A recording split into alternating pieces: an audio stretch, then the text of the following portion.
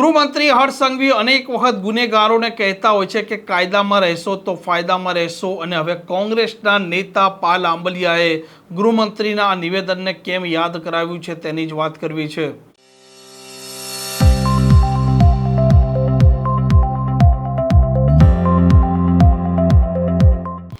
નમસ્કાર, આપ જોઈ રહ્યા છો હોટલાઇન ન્યૂઝ અને હું છું આપની સાથે તોફિક ગાંચી। ગૃહમંત્રી હર્ષ સંઘવી અનેક વખત ગુનેગારો છે તેમને આકરો સંદેશ આપતા હોય છે કે કાયદામાં રહેશો તો ફાયદામાં રહેશો, અને પોલીસને પણ કહેતા હોય છે કે આ ગુનેગાર પોલીસથી પણ ડરવો જોઈએ અને ખાખીથી પણ ડરવો જોઈએ અને પોલીસના દંડાથી પણ ડરવો જોઈએ। તે રીતે પોલીસે વર્તવું જોઈએ અને તેમના આ નિવેદનને કોંગ્રેસના જે ખેડૂત નેતા છે પાલ આંબલિયા તેમણે કેમ યાદ કરાવ્યું તે પણ સાંભળો।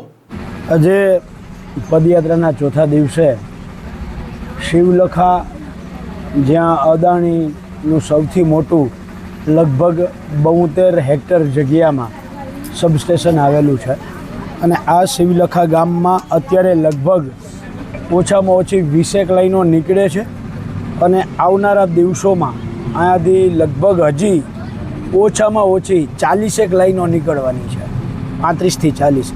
એટલે ટોટલ આ ગામમાં થઈ અને 60 થી 65 લાઈનો 220 કેવીથી ચાલુ કરી અને 800 કેવી, 1200 કેવી, 1600 કેવીની લાઈનો અહીંથી નીકળવાની શક્યતાઓ છે। ત્યારે શિવલખા ગામના 2 યુવાનો છે આપણી સાથે, એમની સાથે વાત કરીશું। શું નામ આપનું? શૈલેન્દ્રસિંહ વેલુભા જાડેજા, શિવલખા। શૈલેન્દ્રસિંહ, અહીંયાથી પાવર ગ્રીડની, સ્ટરલાઇટની, અત્યારે રિલાયન્સની તમને બધાને નોટિસો આવી છે, આવનારા દિવસોમાં અદાણીની લાઈનો આવવાની છે, બીજી કંપનીઓની આવવાની છે। અગાઉ જે સ્ટરલાઇટની લાઈનો નીકળી છે કે પાવર ગ્રીડની લાઈનો નીકળી, તો એમાં ખેડૂતોને કેટલું અને શું વળતર આપ્યું? સ્ટરલાઇટવાળાએ 9000 રૂપિયા આપ્યા હતા તારના રનિંગ મીટરના। ઓકે। અને પાવર ગ્રીડે તો આજ દિવસ સુધી કાંઈ પેમેન્ટ કર્યું નથી। લાઈન એમની ચાલુ થઈ ગઈ છે, ઓકે, પણ ગામમાં હજી સુધી કોઈને કાંઈ પેમેન્ટ મળ્યું નથી। પાવર ગ્રીડનું કોઈ પેમેન્ટ મળેલો નથી આજ દિવસ। કેટલાક ગામોમાં આ પરિસ્થિતિ હોય છે?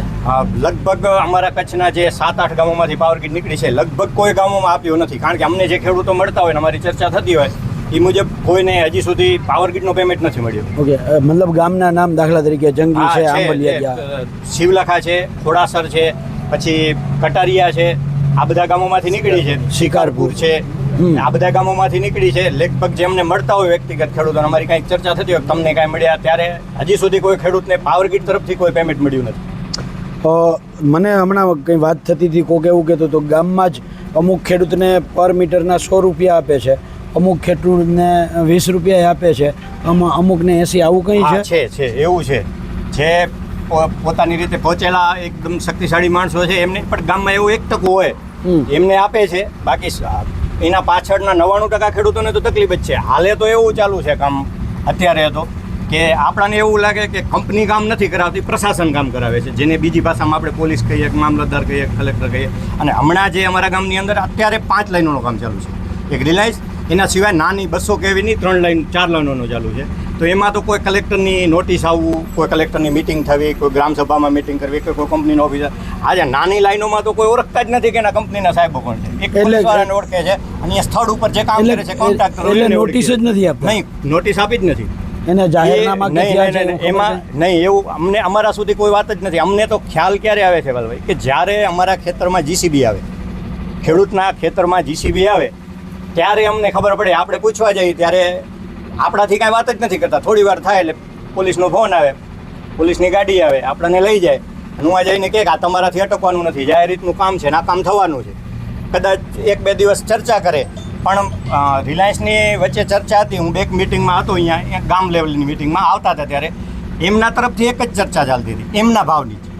ગામ તરફથી નવો કોઈ પણ ડિમાન્ડ આવે એમના તરફથી આજ દિવસ સુધી એવું નથી થયું કે એ એવું કહે કે અમે 2200 રૂપિયા આપશું, તો એમણે ક્યારે 2250 નથી કરીને આવ્યા, 3 વખત આવ્યા ત્યારે।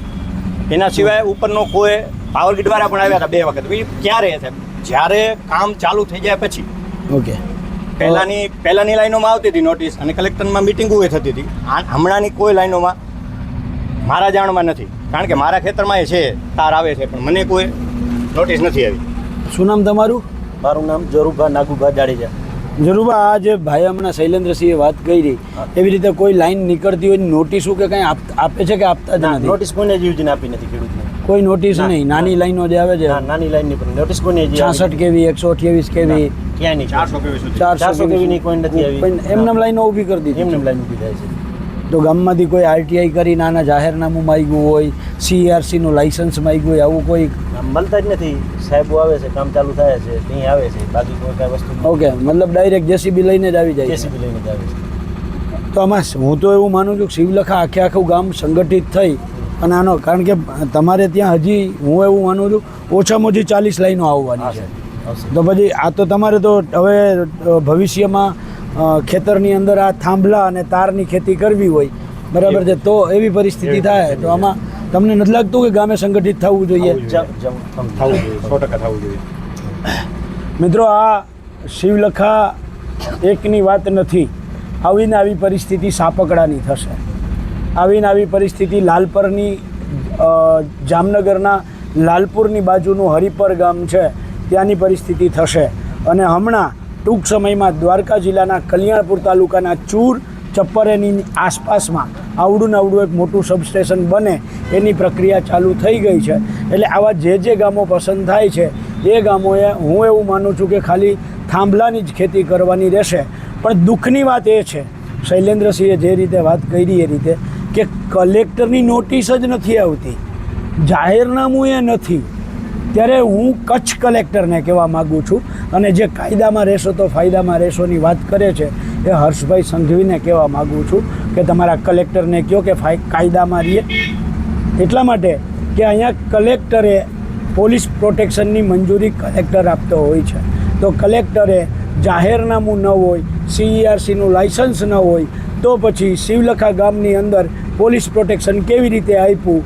ખેડૂતોને કોઈને નોટિસ નથી, કલેક્ટરે સાંભળવા બોલાવ્યા નથી, તો એમનેમ પોલીસ પ્રોટેક્શન કેવી રીતે આવ્યું? હર્ષભાઈ સંઘવી, તમારામાં તાકાત હોય તો આની તપાસ કરાવડાવો, અને જે કલેક્ટરોએ નોટિસ વગર, સાંભળ્યા વગર આ ગામની અંદર પોલીસ પ્રોટેક્શન મોકલ્યું છે એ કલેક્ટરને સસ્પેન્ડ કરો. આ પ્રકારના સમાચાર માટે હોટલાઇન ન્યૂઝ ચેનલને લાઇક, શેર અને સબસ્ક્રાઇબ કરવાનું ભૂલતા નહીં. નમસ્કાર.